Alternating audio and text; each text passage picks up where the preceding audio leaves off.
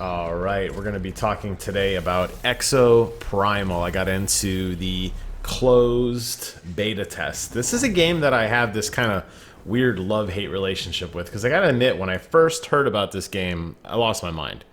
It was during a PlayStation State of Play. I was like, oh my god, this reminds me of what they did with Dead Rising, crossed with dinosaurs and with exosuits. So we're getting a little bit of that Iron Man or Anthem vibes in there. Looks like you're going to get to attack these waves and waves of enemies. Almost a little Dynasty Warriors sprinkled in there. Looked really, really cool. Then I found out it was a competitive-based shooter. And I was like, what do you mean? I thought this was going to be like a fully fledged story. I was going to get to go around and explore this cool new universe, fighting monsters, all this stuff. Nope. This is a team-based shooter. You're going to have a team of players against another team of players racing to beat them. There are certain moments in the game where you will see them. Then at the end, in the final pivotal battle, you'll actually be able to walk and shoot towards them, which is very interesting. In the few games I've played, and I've got to admit I don't 100% entirely understand everything about this game, it didn't seem to matter who won up to the end. I assume they get some sort of advantage, but it wasn't made clear to me what it was. So the game starts off, you could see our players are the normal colored, you could see our full bodies. The people that are in red, those are the outlined enemy players, and you can see us. I'm actually a little ahead of the pack, but you'll see them throughout this gameplay session here. They are running into the same areas that you are. As far as I can tell, they want you to run straight to this area to begin the fight. Looking around and exploring doesn't really seem to offer much in the way of benefits. So what we are immediately sent into is what they call a dinosaur call. And there you could see a counter at the top. We need to kill 210 raptors. Once we kill 210 raptors, we will move on to the next area. There's some stuff I could talk to you a little bit about the HUD. You see my particular cooldowns on the bottom right. You can see my teammates' health on the left. And then in the upper left, you can also see a radar of kind of where the enemies are. It kind of helps you focus fire a little bit. The class that I am playing, and there are only a few that are available right now, is your kind of standard, run and gun type class. You get this giant laser that you can kind of burn down enemies quickly. You have a grenade launcher. Then you have a couple melee, you got a melee attack, and then this like dodge roll type thing. You are best served, obviously, kind of mid-back range. You can't take a ton of damage. You don't want to take a ton of damage. You want to make sure that your tank, who's in front of me there holding that giant shield, just like out of Overwatch, you want to make sure that your tank is between you and the enemy. You'll see the enemies, they phased out there briefly. That's the team we're competing against. By the way, I should also mention across the top of the screen, you'll also see us kind of racing towards each other to meet in that pivotal showdown at the end as well. And this basically goes from phase to phase to phase, performing various tasks, always related to either shooting monsters, defending against monsters, or pushing a vehicle Overwatch style. And it's up to you and a class of, the best 5 people you can come up with in terms of the classes. Now, again, because it's early on, there's really not a lot of leeway right now in terms of like what you can actually do. There's only a few classes that are available, but there are modifiers within each class depending on what you want your abilities to be. I suspect there'll be significantly more customization later on. I understand this is just kind of a network test, so I'm not beating the game up too bad right now. But you can see here that we have multiple challenges to do. It's to kill certain types of raptors, not just the standard raptor as well. One of them, you have to get 240 raptors and then one of those special raptors. Now, I'm an idiot, and I didn't realize this until, much later on in the actual next game that I played, but this is the one that had the best, I think, kind of outcome, at least in terms of fighting and having fun. I'm standing here shooting waves and waves of these monsters, not realizing all I have to do is kill that one guy, and that's what clears the mission. So you're going to be thrown waves and waves of enemies, and it's going to be tempting to shoot the closest thing to you. But the reality is you gotta kind of focus on what the mission is, because the enemies are going to spawn infinitely from all different directions. And it's up to you to focus on the things you need to take down. Again, we are now going on to the third area. This is also a dinosaur cull area. This one is slightly different because instead of fighting waves and waves of raptors, we are fighting one single T-Rex. Now, I should mention, and I don't believe you're going to see it in this footage, but I should mention that one of the classes actually has an ability in which to help summon a T-Rex by picking up an item. I don't know if that's class specific actually, but basically there are items in the world that you can pick up. Typically I just get stuck with the shields. You'll see me deploy a lot of shields, which are kind of boring. But you can actually summon a T-Rex to go into the enemy base and attack their run. Because right now they're instanced. They're somewhere in this area based on that top grid. We don't see them. But you can actually like jump into their game and grief them essentially, which is actually really, really cool. Here, this is just a boss rush beating down a T-Rex. I'm gonna die because, again, I don't know what I'm doing, but I'll be able to switch through the suits. You can see we got the Witch Doctor. The Zephyr is one I'm gonna use almost extensively throughout this run because this character has insane damage output. Very low health, but insane damage output at melee range. So you get these kind of like giant claws on your arm. You also get the laser as well. And you get some abilities that allow you to kind of teleport faster, to move into the battle a little bit quicker. Didn't get to see much of it here because the T-Rex died, but as we move on to the next area, you will. And again, back to, you know, following this orb. Now, this mission is to defend that VTOL, which is sitting to my left behind me. Enemies are going to be walking towards us, coming across that bridge behind me and working their way down the street. It's our job to basically be the line in the sand to prevent the enemies from progressing any further. And again, you're met with waves of raptors here. Have to kill 200 of them. But look at how much faster this character dispatches enemies and how much with ease I'm just slicing through. No reload required. It's all melee stuff. You'll see me hit my super in a second. I think I must have just done it there. It's a blur. It's hard to keep up with, but just blows everybody away from me, does an insane amount of burst damage, and that is how quickly we took out 200 raptors with that class. So, since you can change your suits at any time, middle of combat if you want to change, I'll do that at the end because I went to a healer and I thought we didn't have one, we did, so I switched back almost immediately. But since you have that ability to change, I feel like this game is going to require you to kind of almost memorize how to play it. Reminds me a lot of like a Contra game where you know where enemies are going to spawn, you kind of know what classes you want to be. In this instance, fighting all of these pterodactyls who are floating around, and by the way, we only need to kill 2 of them. You can see the meter there. We got to kill 2 of the green ones to move on, but again, I'm too stupid to realize that because I'm busy shooting everything else other than them.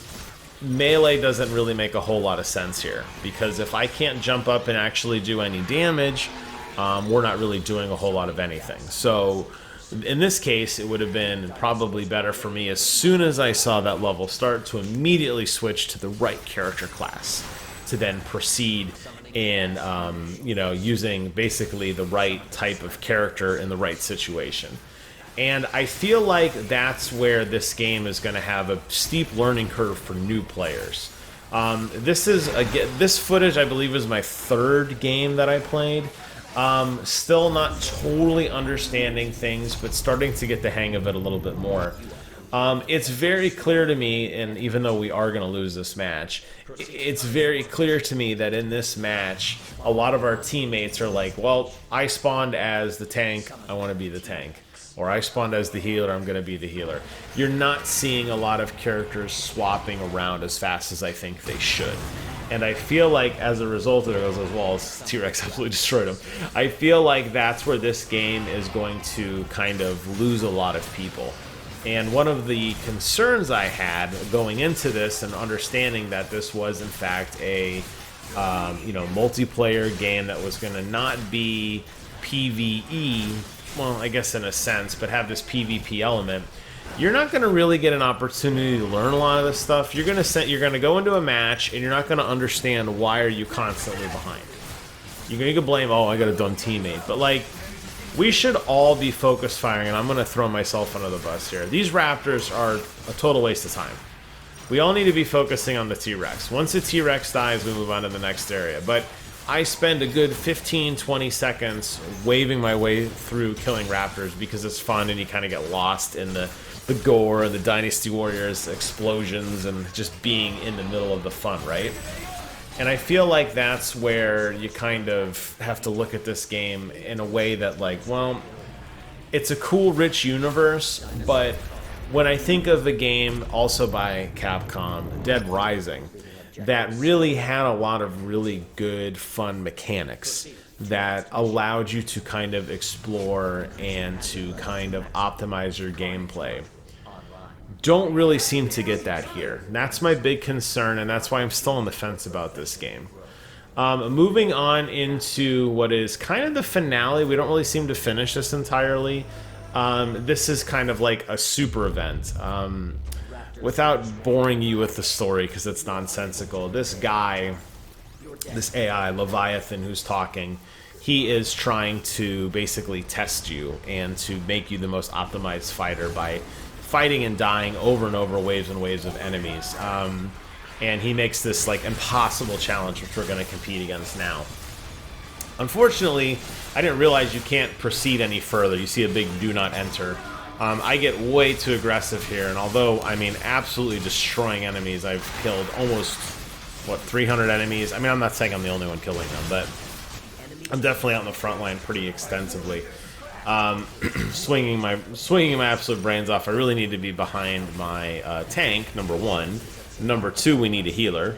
And I don't really see any other. I think if we were all Zephyrs, honestly, I think we would have probably completely plowed through it. But there you can see the numbers are going to continue to rise. And even though we are slightly behind, we are going to get to go on to this final challenge. And that, to me, is the most fun.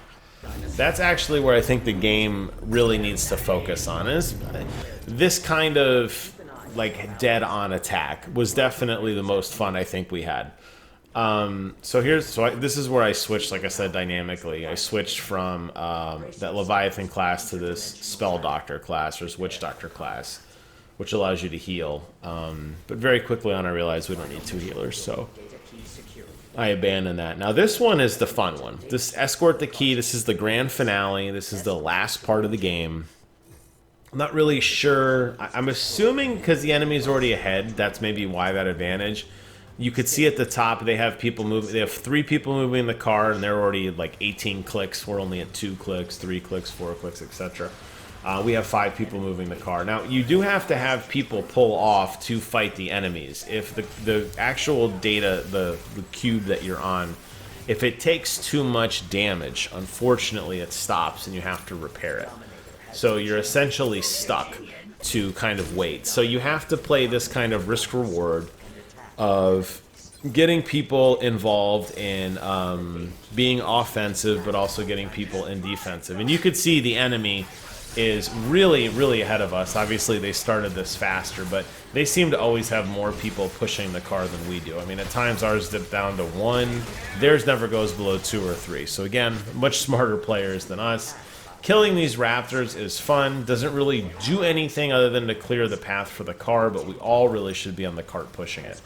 Again, that's not something I could convey to my teammates rapidly. I guess if I was screaming on comms, I could tell them this, but these are going to be the learning curves I think a lot of people have in understanding a game like this and this competitive element. Every second matters. You could see that the enemy's car actually gets destroyed. You see it slowly reactivating. During that time, they're not moving. So we're closing the gap. We're going to be at like 32 or 33, and they're at 34. So we are, I'm sorry, 44. So we're, because their car gets destroyed, we get to take a pretty good, jump at their level. And you can see, again, their HP is going down. What will happen is when we turn the corner, we'll be able to actively attack the enemy. And that, like I said, to me is the most fun I've had out of anything in this game. Because it started to really feel like a true PvPvE.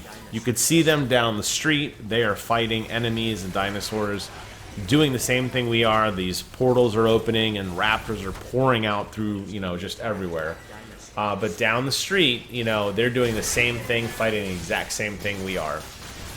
we actually start to close the gap considerably here. But again, me and the rest of the team not totally understanding what we're doing.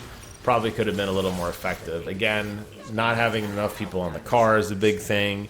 And, you know, making sure the car has enough health. Because at this point now, the enemy can start shooting directly at our vehicle. Up until now, it's just been kind of a race of who's been the most effective player. Here, it's actually changing to we are running at them now, actively fighting. And you'll see a couple exchanges that I have where I go over and I just start wailing on the tank. Because my thought is if I can kill their tank, they're not going to have a shield, and if they don't have a shield, we're going to be able to have our guys shooting over the top, and that is a lot of fun to strategize. Even though I die, I did enough damage on their tank. You'll see here in a second, he dies. As soon as he dies, their HP on their car tanks very rapidly because we have our players, hopefully, now realizing, hey, we need to shoot at this thing, and again, their cart stops. We only have one person on our cart. We need to have more people pushing it a lot faster, getting us into the fight faster to close that gap. But remember when we started this, that difference between our number and their number was significantly higher. Here we've closed within 10 at this point. If the game did more things like this, I feel like it'd be more fun. And maybe they'll take this feedback to heart and understand that this is kind of the most fun of the game, and this is where people want to really play in. You could start doing side skirmishes like over here, me killing this other player.